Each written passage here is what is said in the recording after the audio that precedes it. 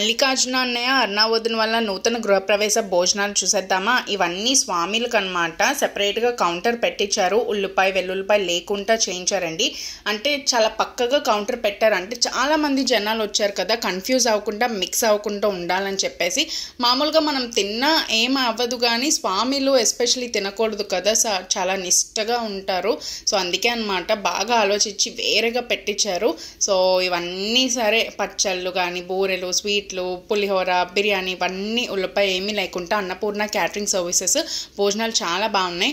And మనకి భోజనాలు అన్నవరం ప్రసాదం, బూరెలు, పులిహోర, బిర్యానీ, కచంబరు, రైతాన్ కూడా అంటారు, పన్నీర్ క్యాషూ కర్రీ, గుత్తి వంకాయ మసాలా కూర చాలా అంటే చాలా బాగుంది. మంచూరియా కూడా చాలా బాగుంది. అప్పడాలు, మిరపకాయలు, పచ్చడి, సాల్ట్, గడ్డ పెరుగు, సాంబారు, పప్పు. సో ఎవరికైనా యూజ్ ఉంటే వెంటనే కాంటాక్ట్ కూడా చేయొచ్చు. ఫుడ్ అయితే చాలా బాగుంది. తక్కువ మందికి ఎక్కువ మందికి కూడా చేస్తూ ఉంటారు. సో